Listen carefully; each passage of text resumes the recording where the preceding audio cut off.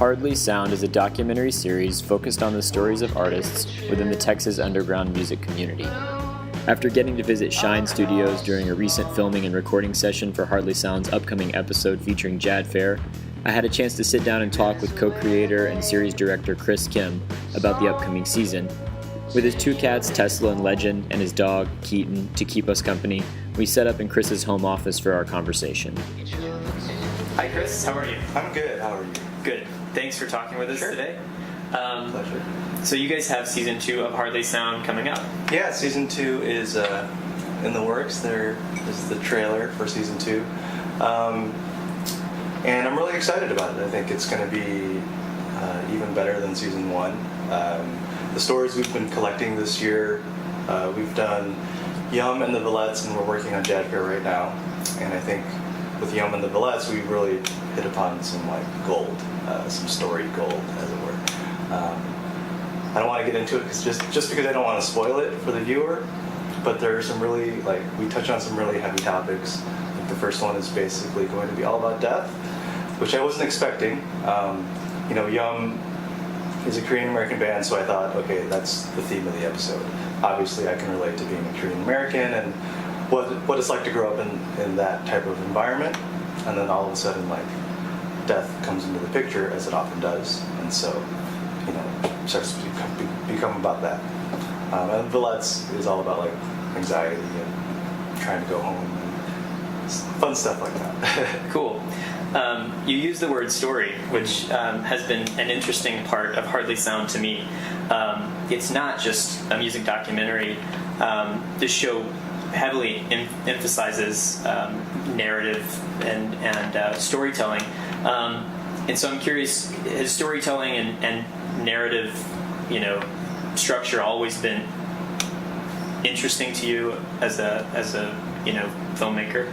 It is in fact the only thing that has ever interested me about being a filmmaker. The way I approach Hardly Sound is, it started the way it's become the thing it is now, is that music shows are boring, almost universally. I can think of maybe one or two exceptions where I will actually want to watch a music show, because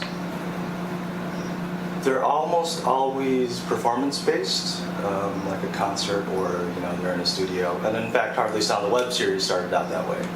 But the problem is that no one will want to watch that unless they know the band or like the band already. They're not going to watch a show for the show, in other words. So we wanted to change that, and the only way that I know how to do things or make things more interesting is by adding story to it. And so that's sort of the reason that we added my voiceover. That was the motivation for it. Part of it was just ego, because I feel like I can add something to it that way by adding myself. But honestly, a big part of it is simply storytelling. When you're making a documentary, especially a smaller scale one like the one we are, you can't count on big events happening in these people's lives. But a story dictates that a character has to grow, right? And so if we can't count on the subjects of the documentary to grow, then, I can add my character and make his character arc the main character arc. Emphasize it using your own perspective. Right, exactly. When you tell these stories, how much do you feel like you engage in the story as a narrator telling the story rather than the characters telling the story? That's a difficult question, and I don't know if I've landed on a precise balance yet. I just sort of play it by ear with each episode. A lot of it depends on what we get during our shoots. I mentioned Yum and this intrusion of death. In that case, because there are big life events happening in their lives, I can sort of, shift the focus a little bit more away from myself and onto them, because there are things happening to them. Something like the Royal Forest episode, there weren't necessarily big life events going on at the time for them, for the band. So a lot of it was about me, and sort of my character's arc was, I start off really terrified and just the prototypical nerd who's scared of everything, and then by the end, I learned this the spirit of adventure, for lack of a better term. So that one is very much about me, and it's just dictated by what we get for every shoot. Sure. You guys just got to shoot with Jad Fair yesterday, and we got to hang out a little bit. That was a great session. How did you think the shoot yesterday went with Jad? I thought it went really well.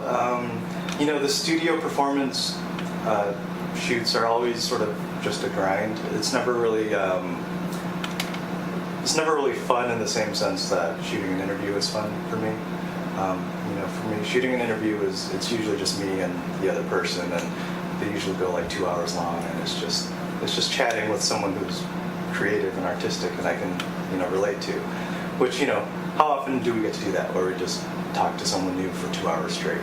So it's a really pleasurable experience. The studio stuff is just work, which isn't to say that I don't enjoy it. I could be pumping gas, so I'm not complaining by any means. But Jad's session in particular was really fun because you saw him play. He's very active, and especially when he goes into a guitar solo, he's just jumping around. And it's interesting because in person he's such a reserved and polite individual, but you put that guitar on him and he turns into this animal.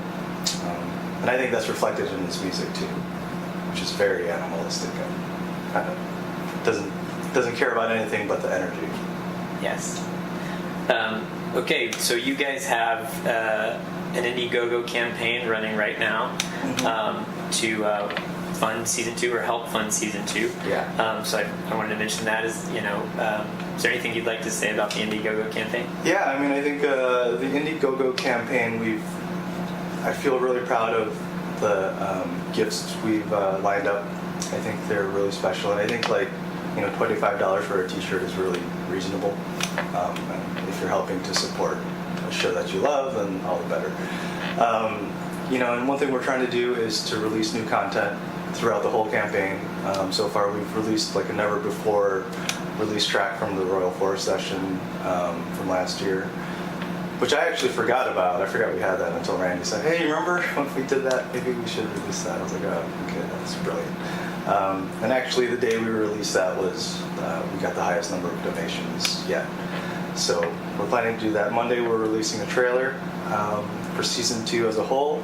I'm going to try to work on some other trailers for individual episodes. We'll see how that comes together. It's just a matter of time, really, and energy. What's the best way for people to keep up with that new content that hasn't been seen before that you guys are releasing during this time? So my best advice would be to go to our Facebook page, which is just facebook.com/hardlysound. But if you go to hardlysound.com or our Twitter or any other social media platform, we'll be updating those every day, basically, with everything we're doing. Great. Well, thanks so much for talking with us. We are big fans, and we're looking forward to season 2. Well, thank you very much.